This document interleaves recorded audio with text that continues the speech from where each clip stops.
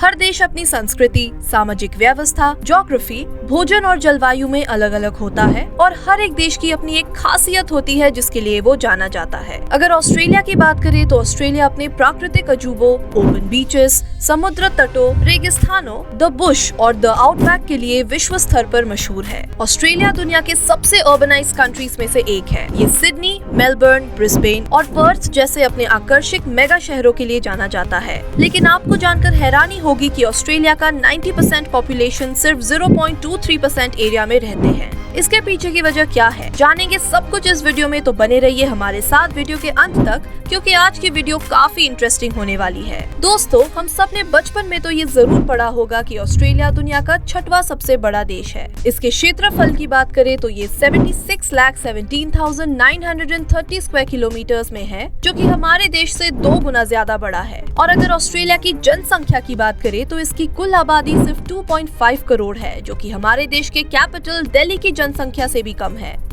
इतना बड़ा क्षेत्रफल होने के बावजूद ऑस्ट्रेलिया का 85% पॉपुलेशन समुद्र तट के 5 किलोमीटर के अंदर ही रहती है। यानी कि ऑस्ट्रेलिया का ज्यादातर पॉपुलेशन तटों पर मौजूद सिडनी, मेलबर्न, ब्रिस्बेन, पर्थ और एडिलेड जैसे शहरों में ही रहती है। शायद इसीलिए ऑस्ट्रेलिया का नाम सबसे अजीब जनसंख्या गणित वाले लिस्ट में सबसे ऊपर आता है। अब ऑस्ट्रेलिया का इतना बड़ा क्षेत्रफल होने के बावजूद इसकी ज्यादातर आबादी क्यों सिर्फ इन्हीं शहरों में बसी है? आखिर ऑस्ट्रेलिया में ऐसी क्या समस्या है कि इनकी जनसंख्या समुद्र तटों पर ही रहती है?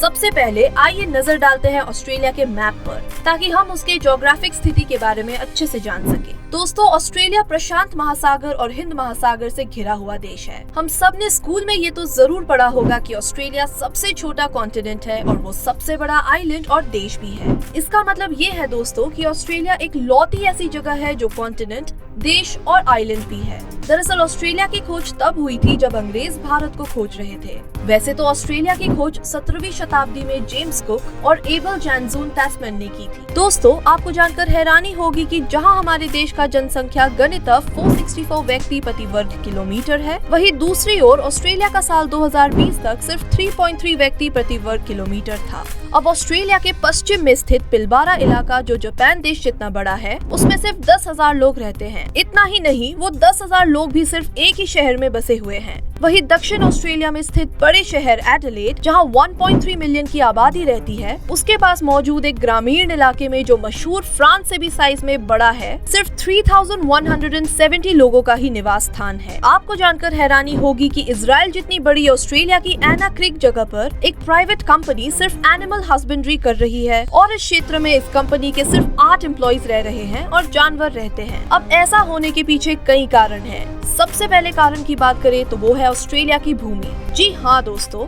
क्या आप इस बात को जानते हैं कि ऑस्ट्रेलिया सबसे पुरानी भूमि है? हम आपको बता दें कि जहां एक और यूरोप की भूमि लगभग 5,000 से 6,000 साल ही पुरानी है, वहीं ऑस्ट्रेलिया की जमीन लगभग 5 लाख सालों से भी पुरानी है। इसका एक मतलब ये भी है कि यूरोप की जमीन ऑस्ट्रेलिया की जमीन से ज्यादा फर्टाइल है। तो क्या इस वजह से ऑस्ट्रेलिया का 95% हिस्सा खाली पड़ा है? और क्या ये वजह है कि ऑस्ट्रेलिया की ज्यादातर जनसंख्या एक ही स्थान पर स्थित है? दरअसल ऑस्ट्रेलिया की भूमि इतनी पुरानी होने की वजह से ऑस्ट्रेलिया की मिट्टी लगभग पूरी तरह से नष्ट हो चुकी है, जिसकी वजह से यहाँ पर फर्टिलिटी काफी कम है। इसी वजह से यहाँ का ज्यादातर हिस्सा रेगिस्तान बन चुका है। हम आपको बता दें कि ऑस्ट्रेलिया एक लौता ऐसा कॉन्टिनेंट है जहाँ की जलवायु ज्यादातर सूखी और भूमि इतनी इनफर्टाइल है। ऑस्ट्रेलिया के पश्चिमी और उत्तरी हिस्सों में जिप्सन, ग्रेट विक्टोरिया और ग्रेट सैंडी रेगिस्तान मौजूद है, जो दुनिया के 3 सबसे बड़े रेगिस्तान हैं। ये 3 रेगिस्तान मिलकर ग्रेट ऑस्ट्रेलियाई डेजर्ट के नाम से दुनिया भर में जाने जाते हैं। इसका क्षेत्रफल 10 लाख वर्ग मील में है, जो ऑस्ट्रेलिया के कुल क्षेत्रफल का 18% है। अगर ऑस्ट्रेलिया के बाकी रेगिस्तान की बात करें तो ऑस्ट्रेलिया में कुल मिलाकर 10 रेगिस्तान मौजूद है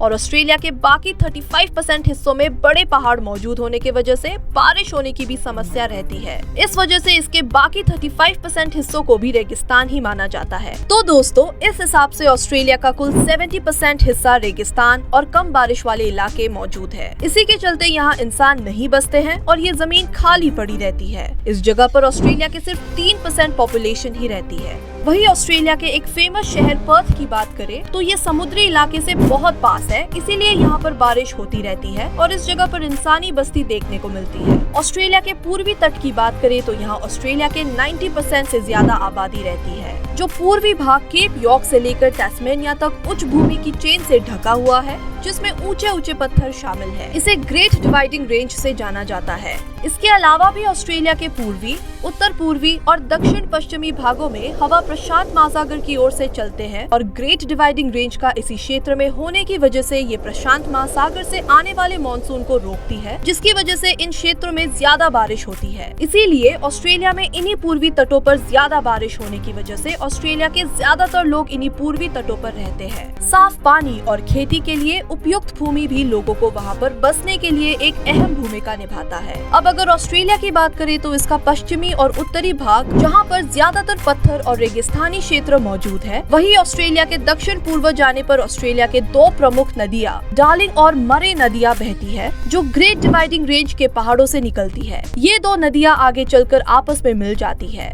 इसी वजह से इसे मरे डार्लिंग नदी कहा जाता है। अब ये नदी जिस उपजाऊ घाटी का निर्माण करती है उसे मरे डार्लिंग बेसिन कहा जाता है। हम आपको बता दें कि ये दोनों नदियाँ दक्षिण पश्चिम की ओर बहती हुई दक्षिणी तट पर खाली हो जाती है। ये नदियाँ समुद्र के बहने से पहले ही झीलों में गिर जाती है और ऑस्ट्रेलिया की झील बनाती है, जो ऑस्ट्रेलिया के लोगों के लिए सबसे अच्छी बात है, क्योंकि ये क्षेत्र ऑस्ट्रेलिया का सबसे उपजाऊ क्षेत्र है। इसी वजह से ऑस्ट्रेलिया के लगभग 2.5 करोड़ लोगों के लिए फूड ग्रेन्स उत्पन्न किया जाता है।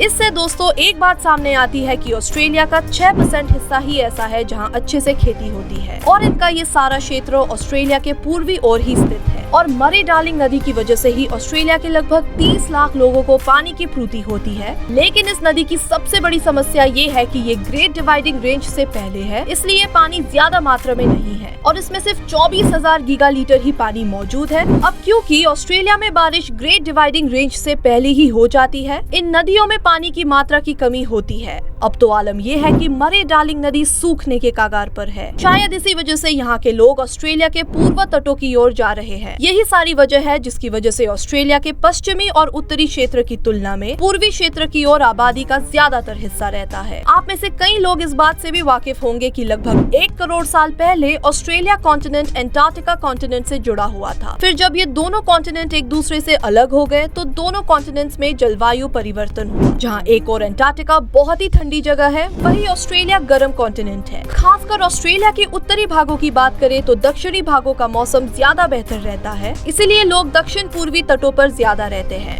सबसे आखिरी वजह की बात करें तो रोजगार भी एक वजह है जिसकी वजह से लोग तटों पर रहना पसंद करते हैं। तो यही सारी वजह है जिसकी वजह से लोग समुद्री तटों पर रहना पसंद करते हैं। दोस्तों, क्या आप कोई और कारण जानते हैं जिसकी वजह से आज ऑस्ट्रेलिया का इतना ज्यादा हिस्सा खाली पड़ा है? अगर हाँ तो हमें कमेंट करके उसके बारे में जरूर बताइए। उम्मीद है आज की हमारी इस वीडियो में आपको नई जानकारी मिली होगी। अगर आपको वीडियो पसंद आई हो तो इसे लाइक करें और ज्यादा से ज्यादा शेयर करें। साथ ही हमारे चैनल फैक्ट स्टोरी को सब्सक्राइब कर नोटिफिकेशन बटन ऑन कर लीजिए ताकि आप हमारी आने वाले हर वीडियो का लुत्फ उठा सके। वीडियो को अंत तक देखने के लिए आपका बहुत बहुत शुक्रिया। हम जल्द ही हाजिर होंगे एक नई वीडियो के साथ। अगली वीडियो तक take care and be happy.